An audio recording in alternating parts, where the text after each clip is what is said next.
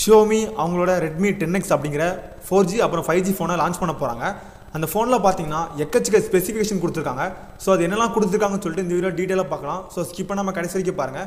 அப்படி இந்த வீடியோ பிடிச்சா லைக் பண்ணிக்கோங்க. நீங்கள் ஒரு ஆண்ட்ராய்டு மொபைல் யூஸராக இருந்தால் மறக்காமல் சப்ஸ்கிரைப் அப்புறம் அந்த பெல் ஐக்கான்லாம் ப்ரெஸ் பண்ணிக்கோங்க. ஸோ வாங்க வீடியோக்குள்ளே போகலாம்.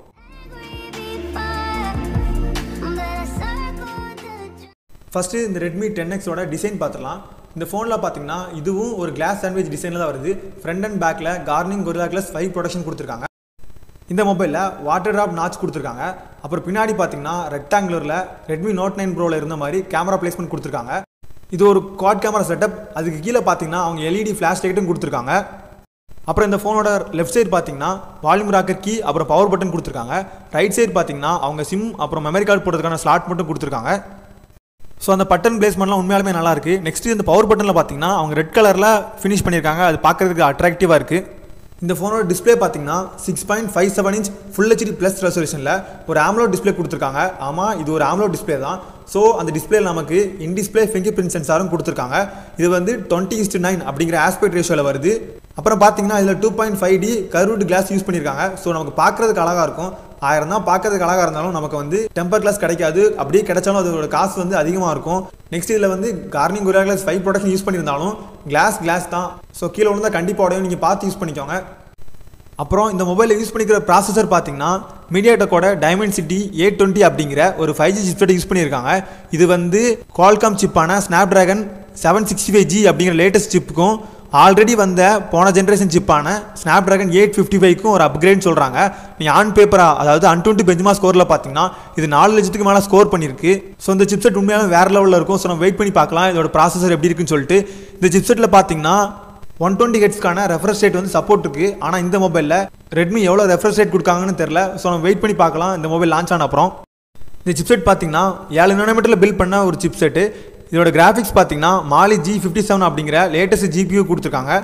அப்புறம் இந்த மொபைலோட RAM அப்புறம் இன்டர்னல் ஸ்டோரேஜ் பற்றி பார்க்கலாம். இந்த மொபைலில் பேஸ் வேரியன்ட் வந்து 4GBயும் ஹையர் வேரியன்ட் வந்து 8GB ரேமும் இருக்குன்னு சொல்லியிருக்காங்க. அப்புறம் இதோட இன்டர்னல் ஸ்டோரேஜ் பார்த்தீங்கன்னா பேஸ் வேரியண்டாக 64GBயும் ஹையர் வேரியண்டாக 256GBயும் கொடுப்பாங்கன்னு சொல்லியிருக்காங்க. ஸோ நம்ம வெயிட் பண்ணி பார்க்கலாம் இதுவும் எப்படி வருதுன்னு சொல்லிட்டு.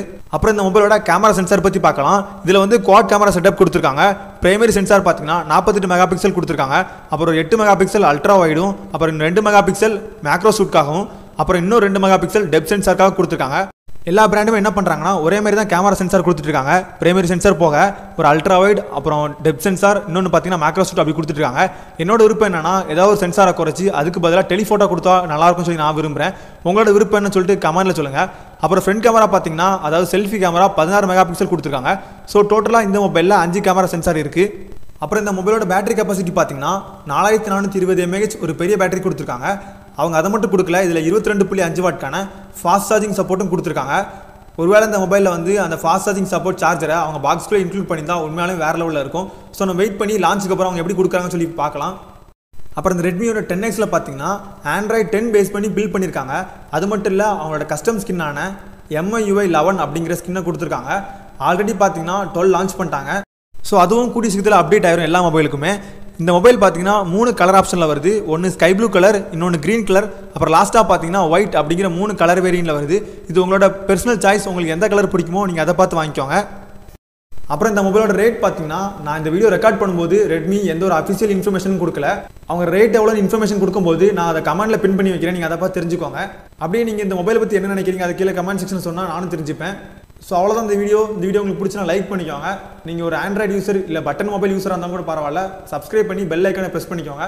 ஸோ நெக்ஸ்ட் வீடியோவில் பார்ப்போம். God bless. பை.